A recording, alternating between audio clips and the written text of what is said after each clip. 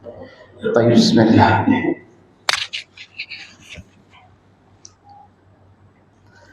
السلام عليكم ورحمة الله وبركاته.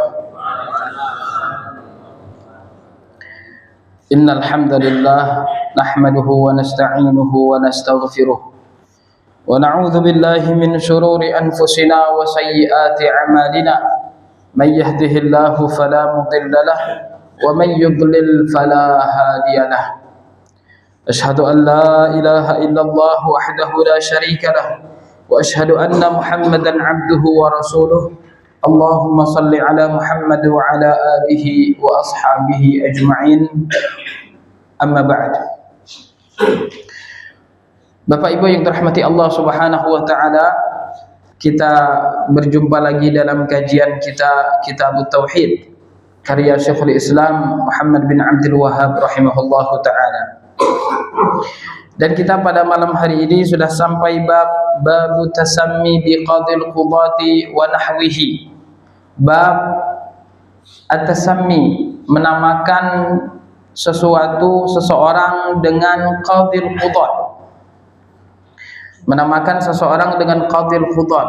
Qadi artinya orang yang memutuskan, hakim, sama seperti hakim, orang yang memutuskan perkara. Tayyib. Maka tugasnya adalah menyampaikan hukum Allah Subhanahu wa taala terkait perkara tersebut dan kemudian mengilzamkan, mewajibkan seseorang untuk mengikuti hukum tersebut. Nah, itu tugas qadhi. Tayyib. Berbeda dengan mufti. Kalau mufti adalah orang yang memberikan fatwa, menjawab sebuah pertanyaan, baik itu pertanyaan yang kejadian yang memang terjadi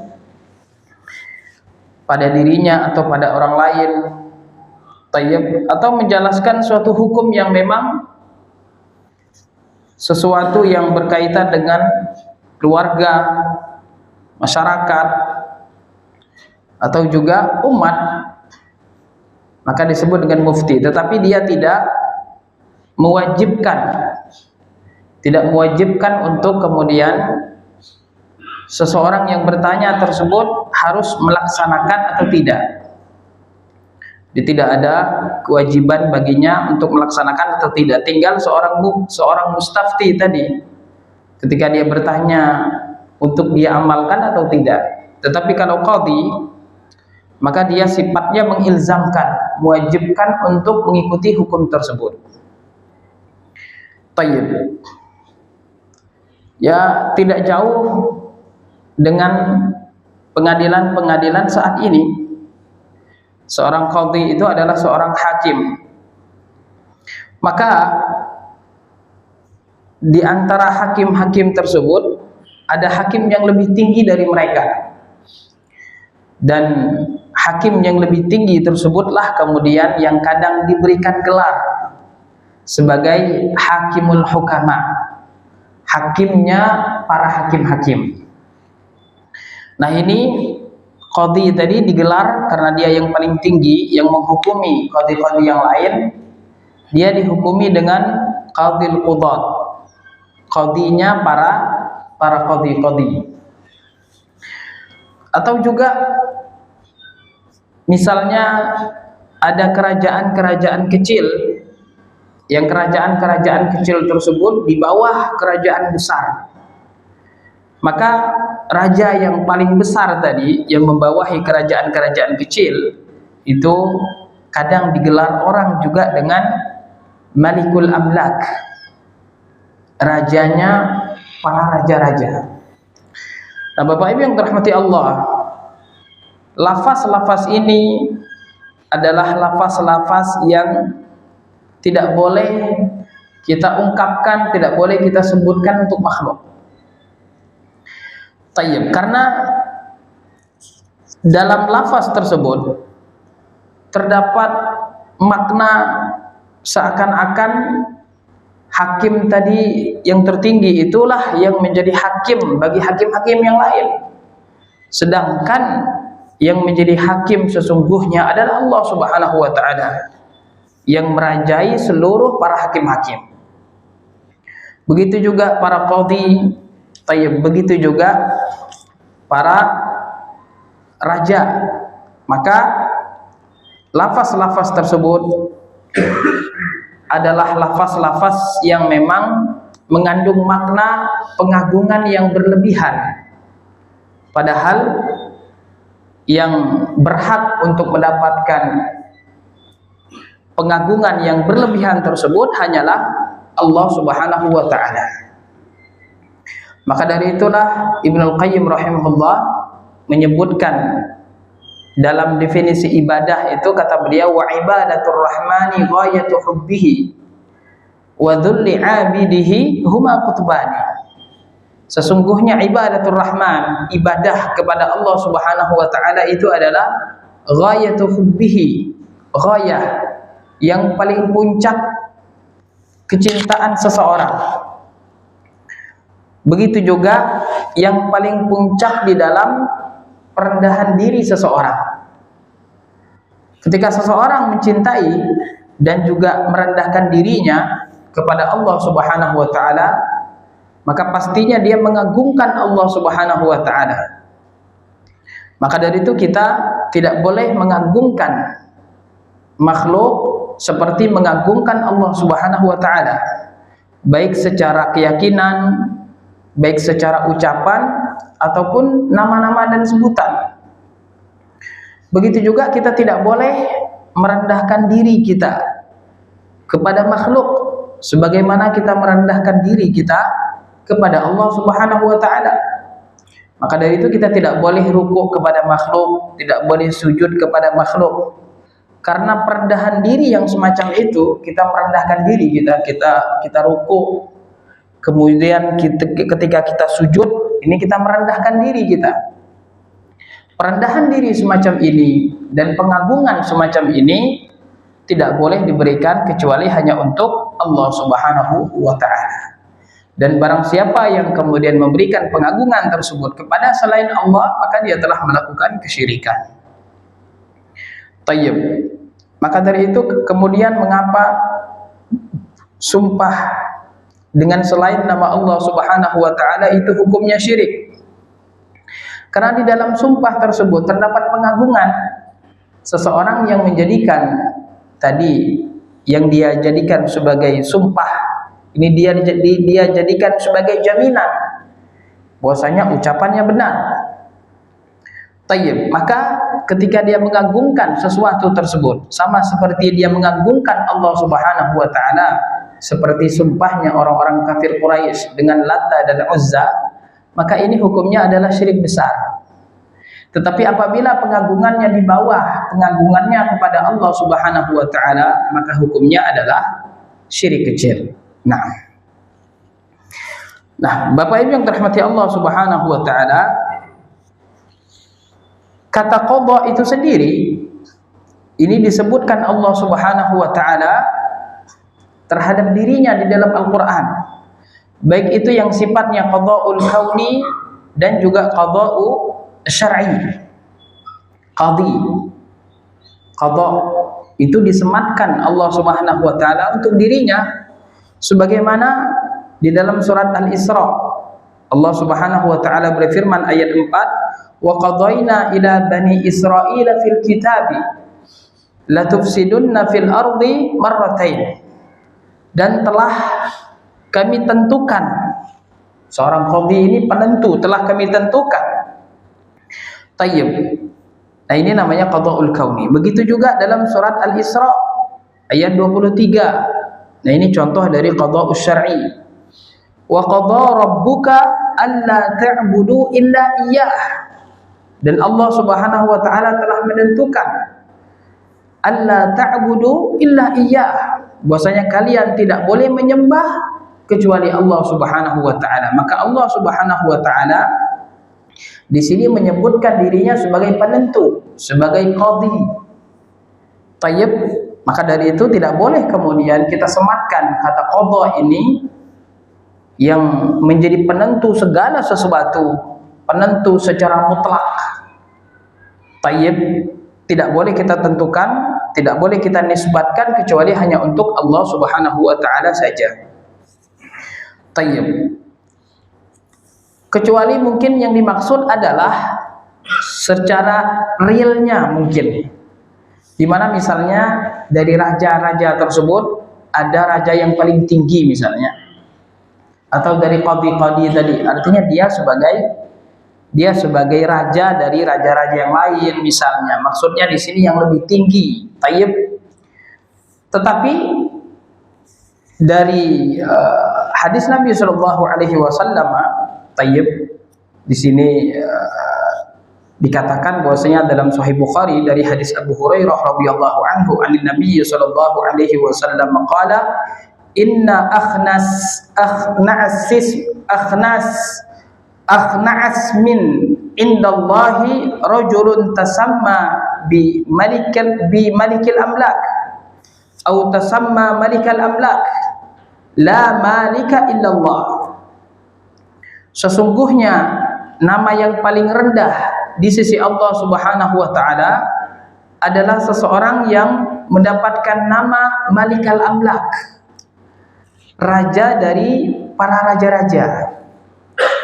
La malika illallah, tidak ada raja selain Allah Subhanahu wa taala. Tayyib. Kemudian juga Sufyan berkata, mithlu syahan syah, dalam bahasa Persia yang artinya raja para raja. Wa fi riwayatin, dan dalam riwayat lain, dalam riwayat Muslim, aghyadhu rajulin 'ala Allahi yaumal qiyamati wa akhbathuhu, orang yang paling buruk nanti di sisi Allah Subhanahu wa taala pada hari kiamat yang bernama Malikul Amlak. Tayyib. Maka jamaah sekalian yang dirahmati Allah, disebutkan bab ini di dalam kitab Tauhid karena memang tauhid maksudnya adalah pengagungan kepada Allah Subhanahu wa taala yang sesungguhnya, yang dimana pengagungan tersebut tidak boleh diberikan kecuali hanya untuk Allah Subhanahu wa taala. Tayyib. Maka tidak boleh baik dari segi lafaz, apalagi kemudian diyakini bahwasannya dia adalah raja dari para raja-raja yang lain. Sedangkan raja sesungguhnya adalah Allah Subhanahu wa taala, sebagaimana yang kita baca dalam surat Al-Fatihah. Maliki yaumiddin, Allah adalah raja pada hari pembalasan.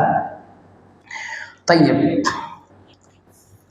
Dan begitu juga kadang ada gelar-gelar yang kadang kemudian berlebihan, yang banyak kadang di masyarakat. Seperti beliau menyebutkan di sini terkait Syekh Ibnu Taimiyah rahimahullah, ada orang yang bergelar dengan ayatullah misalnya, hujjatullah atau hujjatul Islam. Ini juga kata beliau adalah sebuah sebutan-sebutan, sebuah nama yang berlebihan. Tayyib. Seseorang misalnya digelar dengan ayatullah, ayat Allah Subhanahu wa taala, atau hujjatullah, hujjah Allah Subhanahu wa taala. Tayyib. Padahal ayatullah itu adalah, kalau ayatul syar'iyah itu adalah Al-Qur'an. Kemudian hujjatullah di muka bumi ini adalah Rasul, para Rasul. Maka kemudian gelar-gelar seperti ini, gelar-gelar yang sifatnya berlebihan. Tayyib. Dan gelar-gelar yang seperti ini hendaklah kemudian dihindari. Tayyib. Maka dari hadis ini tidak boleh seseorang menggelar dirinya atau dia diberikan gelar dengan Malikul Amlak, Qadhi Qudat, Hakimul Hukama. Tidak boleh. Kenapa? Karena mengagungkan Allah Subhanahu wa taala sebagai Hakimul Ahkam, sebagai Qadhil Qudat, sebagai Malikul Amlak. Karena yang menjadi raja sesungguhnya dari semua raja-raja di dunia, yang menjadi qadhi dari para qadhi-qadhi di dunia, yang menjadi hakim daripada hakim-hakim di dunia, sebenarnya sesungguhnya hanyalah Allah Subhanahu wa taala. Jadi ada lafaz yang kalaupun kita tidak bermaksud demikian, akan tetapi lafaz tersebut dilarang. karena khawatir nanti akan menimbulkan makna yang makna tersebut bertentangan dengan ketauhidan. Walaupun dia tidak menganggap, saya tidak merasa sebagai raja sesungguhnya, tapi raja saya hanyalah raja-raja dalam urusan dunia saja misalnya. Saya hanya sekedar ya hakim saja di antara hakim-hakim yang lain sebagai senior, tapi tidak merasa saya menghakimi para hakim-hakim yang lain. Walaupun dia tidak menginginkan makna yang disematkan untuk Allah Subhanahu wa taala, tapi dari segi lafaz saja itu tidak boleh. Tayyib. Dan seseorang menghindari lafaz-lafaz, ucapan-ucapan, takbir-takbir yang kemudian membuat prasangka buruk oleh orang lain. Tayyib. Tidak boleh seseorang menyebutkan lafaz, ungkapan atau takbir yang akan kemudian membuat prasangka buruk bagi orang lain. Termasuk juga perbuatan. Tidak boleh seseorang melakukan perbuatan yang kemudian membuat prasangka buruk bagi orang lain.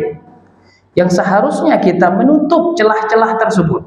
Menutup celah-celah agar orang tidak berprasangka buruk terhadap kita, baik dari karena ucapan kita ataupun karena perbuatan kita.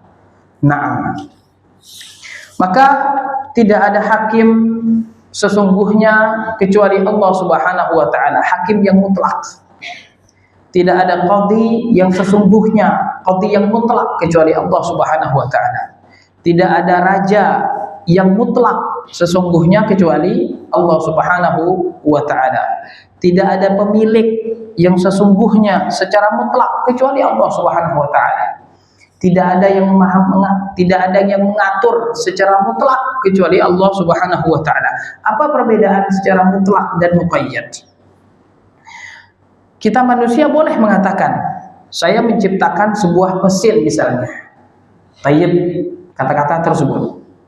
Saya misalnya saya mengatur sekolah saya. Atau misalnya kita mengatakan saya pemilik rumah ini.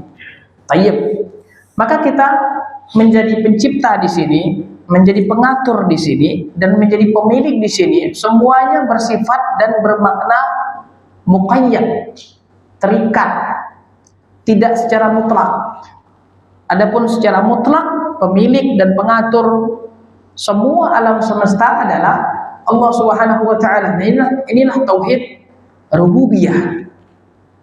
Bahwasanya tidak ada pencipta secara mutlak, tidak ada pemilik secara mutlak, tidak ada pengatur secara mutlak kecuali Allah Subhanahu wa taala. Dari mana perbedaannya? Kalau kita menciptakan sesuatu, misalnya menciptakan mesin, tayyib, maka yang dimaksud menciptakan oleh kita adalah kita merubah sesuatu dari sesuatu yang awalnya dia bahan mentah, kemudian kita buat menjadi sebuah mesin. Bukan kita menciptakan sesuatu yang tidak ada kemudian menjadi ada. Allah Subhanahu wa taala yang menciptakan sesuatu yang tidak ada menjadi ada. Tayyib. Dan begitu juga ketika kita menisbatkan hakikat dari sesuatu. Tayyib. Allah Subhanahu wa taala yang menciptakan segala sesuatu, walaupun pesawat tadi dibuat oleh seorang manusia. Ini saya menciptakan pesawat ini, tetapi penciptaan secara muqayyad. Yang menciptakan sesungguhnya adalah Allah Subhanahu wa taala. Allah yang menciptakan pesawat ini.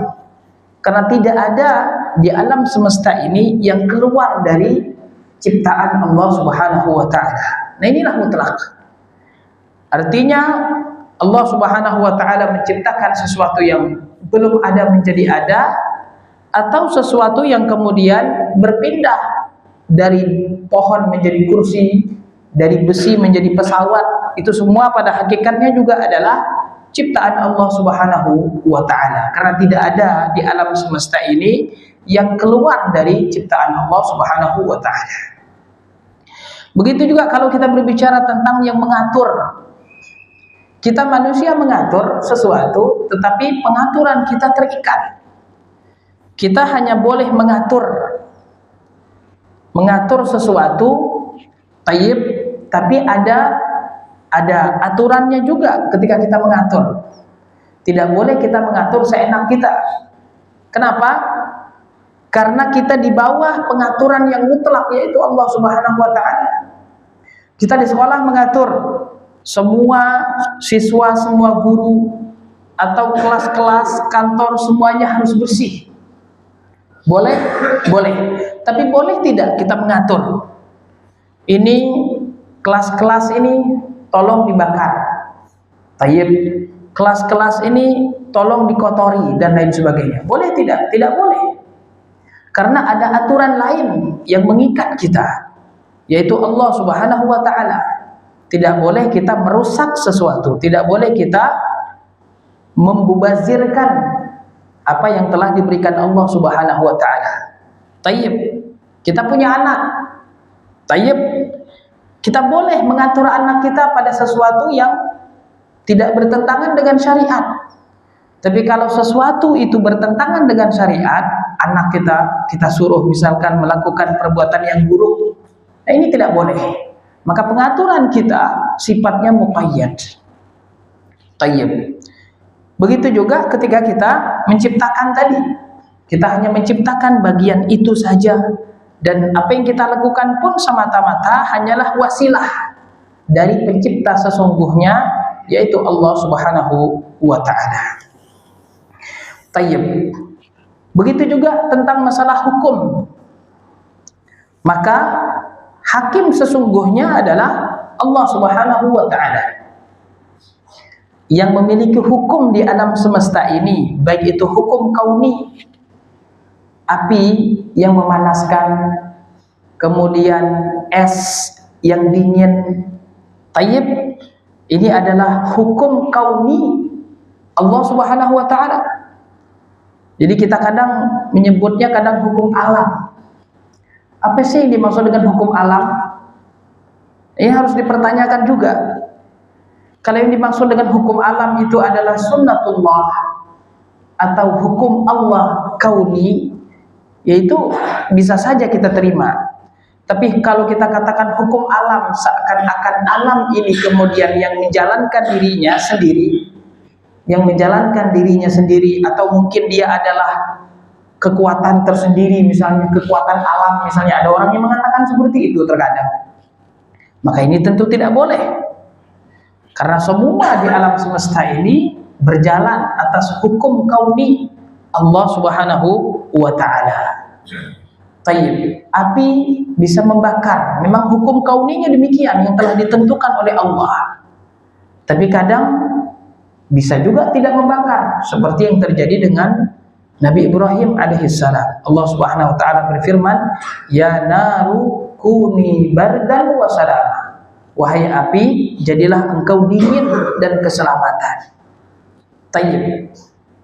Dan yang kedua adalah hukum syar'i. Hukum syar'i adalah hukum yang disyariatkan oleh Allah Subhanahu wa Ta'ala pada sesuatu yang dia cintai dan dia ridhoi. Tayyib. Allah menciptakan iblis itu karena hukum kauninya. Allah menciptakan maksiat itu karena hukum kauninya. Tayyib. Hukum kauni Allah Subhanahu wa Ta'ala, sesuatu yang memang harus terjadi karena sudah ditentukan oleh Allah Subhanahu wa Ta'ala. Tetapi hukum syar'i bisa saja itu dilakukan dan bisa saja tidak dilakukan oleh hambanya. Hukum syar'i Allah Subhanahu wa Ta'ala seperti salat. Salat ini adalah hukum syar'i dari Allah, tetapi apakah semua orang-orang yang beriman itu salat? Tayyib. Allah Subhanahu wa Ta'ala perintahkan untuk berzakat, ini hukum syar'inya. Tapi apakah semua orang-orang kemudian mengeluarkan zakat? Nah, ini hukum syar'i. Maka hukum syar'i itu bisa terjadi, bisa tidak. Artinya bisa dipatuhi dan bisa tidak dipatuhi. Tapi kalau hukum kauni adalah sesuatu yang mutlak harus terjadi. Karena dia adalah ketentuan Allah Subhanahu wa taala di alam semesta. Hukum syar'i berkaitan dengan sesuatu yang dicintai dan diridhoi oleh Allah. Tapi hukum kauni, terjadi sesuatu bisa jadi tidak dicintai dan tidak diridhoi oleh Allah Subhanahu wa taala. Tayyib. Adanya iblis itu ketentuan Allah. Tapi apakah Allah ridho terhadap iblis? Tidak. Tayyib. Maksiat itu ciptaan Allah Subhanahu wa taala, tapi apakah Allah ridho terhadap maksiat? Tidak.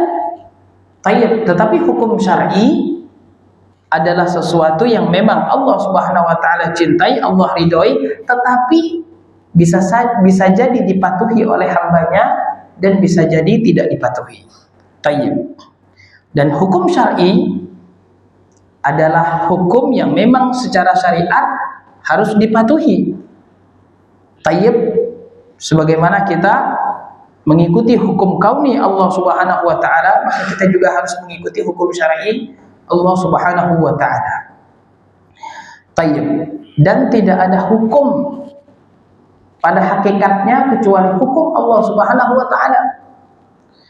Dan ketika pun kita menjadi hakim menentukan sesuatu atau kita menjadi pemimpin di suatu wilayah, tidak boleh kita mengeluarkan hukum yang bertentangan dengan hukum Allah Subhanahu wa taala. Kita misalnya di masyarakat kita, ketua RT, ketua RW misalnya membuat peraturan, sah-sah saja, boleh-boleh saja, tetapi dia terikat. Dia boleh membuat peraturan dengan syarat tidak bertentangan dengan peraturan Allah Subhanahu wa taala, hukum syar'i. La hukma illa lillah. Tidak ada hukum kecuali hukum Allah Subhanahu wa taala. Ini pada hakikatnya. Tapi tentu terkadang lafaz ini yang kadang kemudian ditafsirkan oleh sebagian orang dengan tafsir-tafsir yang kemudian keluar dari syariat Islam. Apalagi di zaman sekarang, zaman fitnah khawarij. Zaman fitnah khawarij yang kemudian dia melihat bahwasanya para hakim-hakim, para pemimpin-pemimpin di dunia ini katanya yang Islam ini menerapkan hukum barat katanya. Tayyib. Dan tidak menerapkan hukum Allah Subhanahu wa taala. Tayyib. Nah, ini dia harus koreksi terlebih dahulu. Apakah semua hakim muslim di dunia ini, negara-negara Islam, itu semuanya yang diterapkan adalah hukum barat? Dan tidak ada hukum Islam yang diterapkan oleh hakim tersebut, tidak ada. Nah, ini perlu didebati terlebih dahulu. Tapi di negara kita misalnya, walaupun tidak sepenuhnya hukum Islam itu diterapkan, tapi pemerintah kita, pemerintah kita mengatur terkait hukum-hukum Islam. Adanya Kementerian Agama yang mengurus kita umat Islam. Menikah harus dengan cara Islam. Bahkan kita ada lembaga zakat, Basnas, kita juga ada lembaga wakaf, dan alhamdulillah kita juga ada Kementerian Haji yang baru dibentuk. Tayyib. Untuk mengetahui waktu salat, pemerintah juga yang kemudian menghitung waktu salat. Artinya kita di sini tidak perlu kemudian melihat matahari terbenam dan terbit karena sudah dilakukan oleh pemerintah. Begitu juga ketika ru'yatul hilal, ketika masuk Ramadan atau Dzulhijjah, maka mereka juga kemudian yang melihat bulan. Artinya di sini ada hukum-hukum yang memang dijalankan pemerintah dari hukum-hukum Islam. Dan negara kita tidak melarang kita untuk sholat, tidak melarang kita haji, tidak melarang kita zakat, bahkan mereka mengatur, membantu kita dalam melaksanakan hukum syariat tersebut. Iya betul, ada hukum-hukum yang belum diterapkan. Terutama terkait hukum bagi orang yang kemudian membunuh, mencuri dan lain sebagainya. Tetapi kemudian Islam itu bukan potong tangan saja. Islam itu bukan rajam saja. Islam itu bukan qisas saja. Karena sebagian orang melihat bahwasanya ini hukum belum ditegakkan, hukum Allah belum ditegakkan. Dia pikir hukum Islam itu hanya qisas saja, hanya rajam saja dan lain sebagainya. Tayyib. Maka dari itu fitnah besar di zaman sekarang terkait pemahaman Khawarij, yang kemudian mereka mengeluarkan syiar la hukma illallah, tidak ada hukum kecuali hukum Allah Subhanahu wa taala. Tayyib. Dan yang mereka maksud itu hukum Allah versi mereka, bukan versi para sahabat, bukan versi para tabi'in, bukan versi para tabi'in. Ali bin Abi Thalib ketika perang dengan Muawiyah dalam perang Siffin, tayyib, maka kemudian Amr bin As mengangkat mushaf yang artinya ayo kita berdamai dengan Al-Quran, hentikan peperangan, kita berdamai kembali kepada Al-Quran. Maka kemudian berhentilah peperangan tersebut. Tayyib. Ali juga menerima dan juga Muawiyah juga menerima. Ini peperangan itu terjadi karena fitnah. Karena fitnah terbunuhnya Utsman ibnu Affan. Muawiyah sebagai keluarga Utsman meminta pembunuh Utsman itu segera dibunuh, diqisas. Ali bin Abi Thalib yang sebagai baru menjadi khalifah yang harus menenteramkan terlebih dahulu keamanan, dan pembunuh Ali itu masuk ke pasukan Ali, pembunuh Utsman itu masuk ke pasukan Ali, jadi sulit siapa yang harus diqisas. Tayyib. Maka terjadilah fitnah tadi, sehingga kemudian akhirnya dari perang Jamal kemudian ke perang Siffin. Maka kelompok-kelompok Khawarij tidak setuju dengan keputusan tahkim tersebut, karena dianggap kita sudah keluar dari hukum Allah, katanya. Hukum Allah yang mereka maksud apa, katanya? Hukum Allah yang mereka maksud kita kembali kepada Al-Quran, katanya. Terus apa lagi? Ini yang kita perang ini kelompok Khawarij ini muncul dari pihak Ali. Karena tadi Ali berdamai dengan Muawiyah, maka mereka keluar. Kami tidak mau berdamai, kami mau perang sampai mati. Tayyib.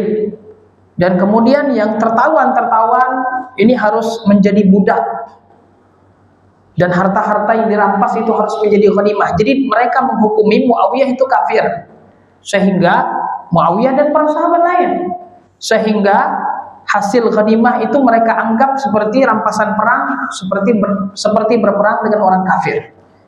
Nah, hukum seperti ini yang diinginkan oleh Khawarij, dan mereka anggap tadi apa yang disepakati oleh juru damai dari pihak Muawiyah dan pihak Ali itu bukan berhukum dengan hukum Allah. Mereka anggap hukum Allah itu ya kita kembali kepada Al-Quran. Maka itu mereka didebati oleh Ibnu Abbas. Terus bagaimana katanya kita kembali kepada Al-Quran, kata Ibnu Abbas ketika mereka mendebati Khawarij. Ya maksudnya adalah kita bertanya kepada ahli ilmu, itu maksudnya. Kita merujuk kepada para ulama, itu maksudnya kita. Ya ayyuhalladzina amanu athi'ullaha wa athi'ur rasula wa ulil amri minkum fa in tanaza'tum fi syai'in farudduhu ila Allahi war rasul. Kembalikan kepada Allah dan Rasulnya, kembalikan kepada Al-Quran dan Sunnah. Maksudnya apa? Apakah kita kemudian buka Al-Quran kemudian kita pahami sesuai dengan kepala kita sendiri? Tidak.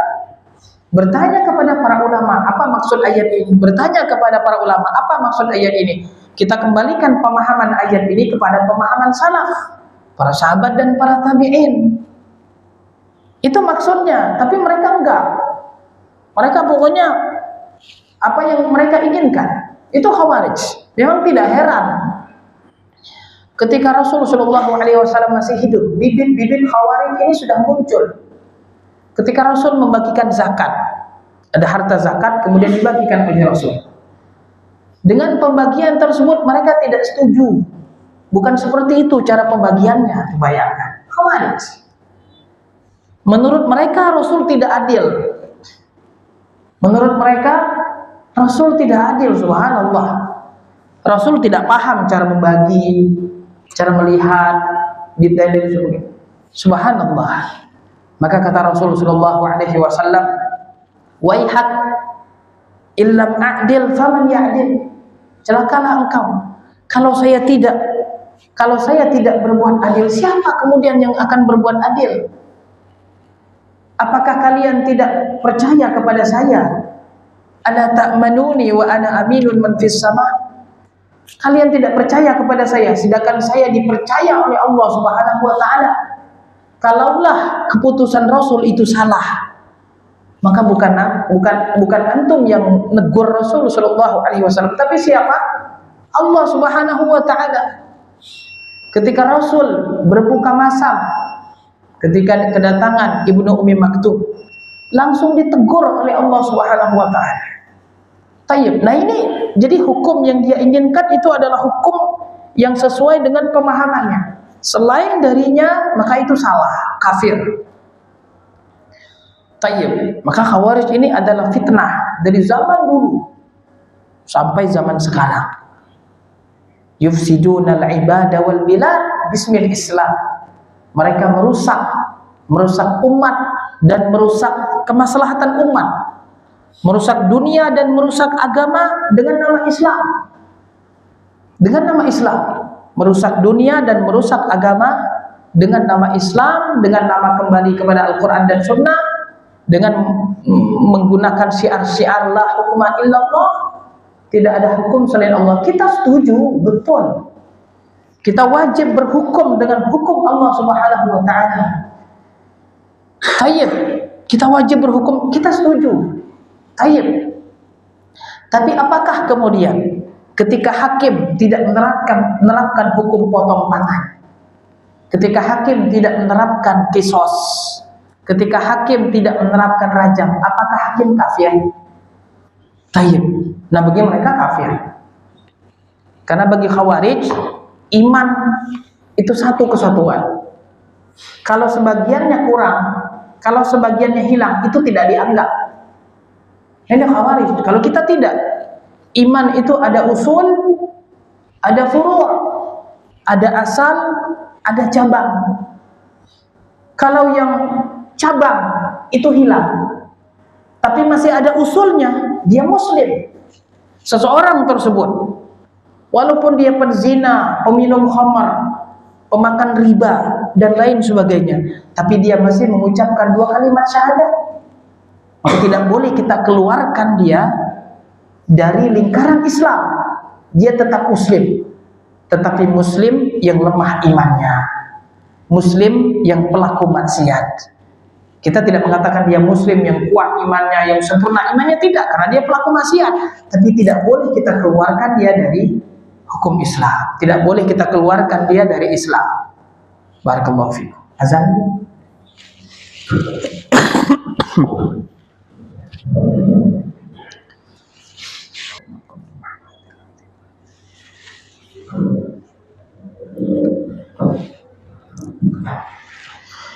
Baik, bismillah walhamdulillah wassalatu wassalamu ala rasulillah wa ala alihi wa ashabihi wa mawalah ma ba'du.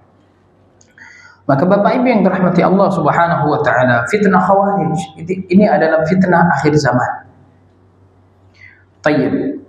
Dan merusak umat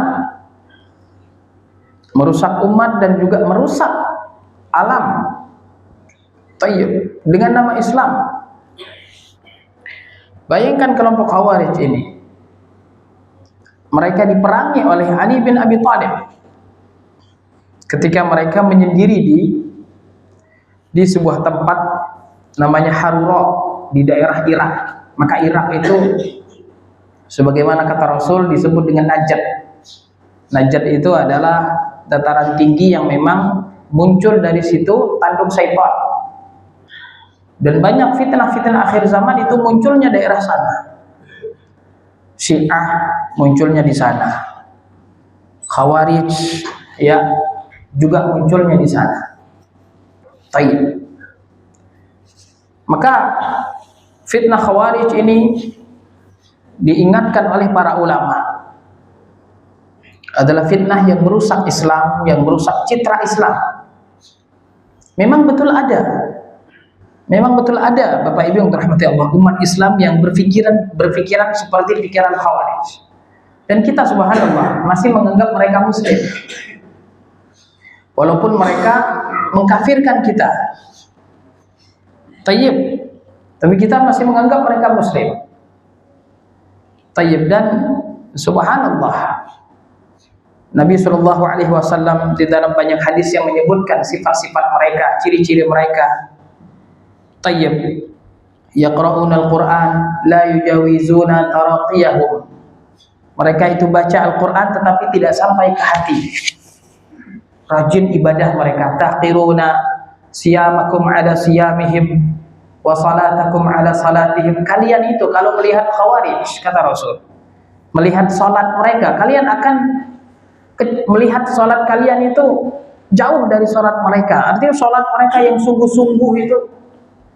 Begitu juga puasa mereka. Kita kalau bandingkan dengan puasa kita, itu puasa kita jauh ke bawah dibandingkan dengan puasa mereka. Sahih. Tetapi kata Rasul, yamruquna minad dini kama yamruqus sahmu minar ramiyah. Subhanallah. Mereka ini, pemikiran mereka yang keras tersebut, yang ekstrim tersebut, itu membuat mereka keluar dari agama. Yamruquna minad din kama yamruqus sahmu minar ramiyah. Ya memang demikian. Pemikiran Khawarij ini terkadang ketika dia sudah kemudian mengkafirkan orang lain, bahkan mengkafir pemerintah yang tidak menerapkan hukum syariat, kafir. Tayyib. Kemudian siapa lagi? Oh, pembantunya, para menteri, sama, pembantunya. Terus yang membuatkan hukum tersebut siapa? DPR, sama, kafir juga. Kemudian yang mengamankan, yang menjadi aparat keamanan, sama. Para ulama yang diam-diam baik, yang diam-diam saja terhadap kemungkaran tersebut, sama. Tayyib. Ya, sampai kemudian dia mengkafirkan dirinya sendiri. Sahih. Memang Khawarij ini penyakit yang memang ada dan harus kita hindari. Baik itu Khawarij yang asli seperti di zaman Ali bin Abi Thalib, atau pemahaman Khawarij. Nah, ini kadang kita umat Islam, kadang kita di zaman sekarang, apalagi di zaman demokrasi. Tayyib. Ini kadang semua dianggap bebas. Tayyib. Dan kemudian dari kebebasan tersebut kemudian lahirlah sifat-sifat Khawarij. Sifat-sifat Khawarij ini yang mereka kemudian keluar dari pemerintah. Jadi menganggap ini bukan presiden saya, ini saya nggak punya presiden, katanya. Ini Khawarij, sifat Khawarij. Kita mungkin tidak menghukuminya sebagai Khawarij, tapi sifatnya sifat Khawarij. Kemudian apalagi sifat Khawarij? Dia tidak mengakui dan juga dia kemudian keluar dari pemerintah. Keluar, dia bikin pertahanan sendiri, lari ke hutan, tayyib, atau kemudian ya dia kemudian yang memberontak, yang mengkudeta. Nah, ini juga pemahaman Khawarij. Di dalam syariat Islam, kalau seseorang itu sudah menjadi waliul amri adalah orang yang mengurusi perkara umat secara umum. Waliul amri adalah yang mengurusi umat secara umum. Taib, kemaslahatan umat secara umum, dia adalah waliul amri. Taib. Nah, sekarang presiden kita ini yang mengurus umat sekarang. Segala sesuatu sekarang di tangan presiden secara eksekutifnya. Dan juga dia memiliki tentara, dia memiliki polisi. Taib, dia yang mengatur. Maka dia waliul amri. tidak kita ragukan lagi dia adalah waliul amri yang disebutkan oleh Allah Subhanahu wa taala di dalam Al-Qur'an surat An-Nisa, ya ayyuhalladzina amanu athi'ullaha wa athi'ur rasula wa ulil amri minkum. Wahai orang-orang yang beriman, taatlah kalian kepada Allah, taatlah kalian kepada Rasul dan ulil amri di antara kalian. Presiden kita adalah ulul amri kita. Dia seorang muslim dan dia kemudian yang mengurus kemaslahatan umat. Iya betul, dia bukan seperti Abu Bakar, dia bukan seperti Umar, betul. Dan Rasul Shallallahu Alaihi Wasallam telah mengingatkan kepada kita terkait ulul amri di akhir zaman. Ulul amri di akhir zaman. Tayyib, ulul amri di akhir zaman. Bahkan Rasul sampai menyebutkan mereka-mereka tersebut yang mengambil hak, yang mengambil harta kita dan juga memukul punggung kita, walaupun mereka melakukan hal tersebut, tetap saja kita harus taat. Artinya taat di sini tidak boleh kita keluar dari mereka. Sahih, kalau saja hak kita tidak diberikan dan mereka hanya menuntut hak mereka dan hanya mengumpulkan harta untuk mereka saja, tetap saja kita tidak boleh keluar. Tayyib, kata Rasul, kapan boleh keluar? Illa antarau kufron bawahan indakum minallahi sultan. Kecuali kalau kalian melihat kekufuran yang jelas dan kalian memiliki hujjah yang jelas. Jadi bukan perbedaan para ulama lagi.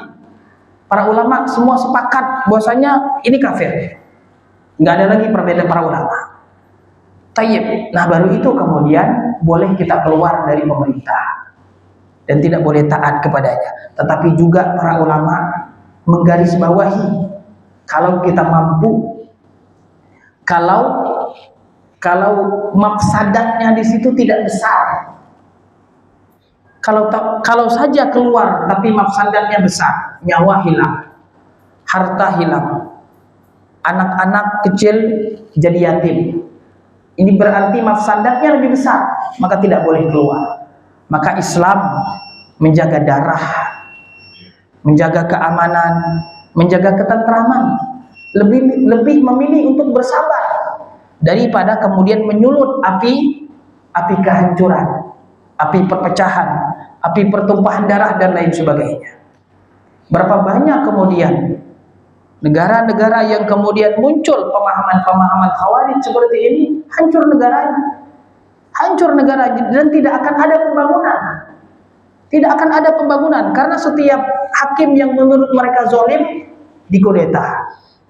Hakim mana yang kemudian yang selamat dari kezaliman? Tidak ada. Apakah kemudian hakim yang zalim kemudian dikudeta? Kapan kita kemudian akan membangun negara kita? Dan tidak akan ada ketentraman, tidak akan ada kesejahteraan. Tayyib. Maka Islam subhanallah sangat sempurna kemudian ketika menetapkan syariat, kita diperintahkan untuk bersabar daripada kemudian mengkudeta, membuat kerusuhan. Bahkan kita di dalam syariat Islam, tayyib, untuk menjaga keamanan, ini untuk menjaga keamanan, tidak boleh kita menasehati pemerintah di depan khalayak. Kata Nabi SAW dalam Musnad Imam Ahmad Ibnu Abi Asim, dan hadis ini disahihkan oleh Syekh Albani, man arada an yansaha li sultan fala yubdihi alaniyah. Barang siapa yang ingin menasihati sultan, pemerintah, maka jangan di depan, dijelaskan di depan umum. Tayyib, jangan dijelaskan di depan umum, fala yubdihi alaniyah, tetapi datangi, ambil tangannya, sampaikan nasihat tersebut. Kalau dia menerima, alhamdulillah. Kalau dia tidak menerima, maka dosa pemerintah tidaklah kita yang menanggung. Kita hanya diperintahkan untuk taat selama dia muslim, kita diperintahkan untuk bersabar, tayyib, dan kita tidak diminta pertanggungjawaban terkait yang dilakukan oleh pemerintah. Yang diminta pertanggungjawaban adalah terkait perbuatan kita sendiri. Kalau kita keluar dari pemerintah, kalau kita merusak fasilitas umum, kita yang akan diminta nanti di akhirat. Kita yang akan dihisab di akhirat. Bukannya kemudian anggota DPR, kemudian pemerintah ini yang dihisap gara-gara kita merusak fasilitas umum. Tidak, kita yang akan dihisap oleh Allah Subhanahu wa taala. Barakallahu fikum. Baik, sampai di sini aku. Baik, semoga Allah Subhanahu wa taala mengampuni dosa-dosa kita. Semoga Allah Subhanahu wa taala memberikan kepada kita taufik dan hidayahnya. Amin ya rabbal alamin. Wassalamualaikum warahmatullahi wabarakatuh.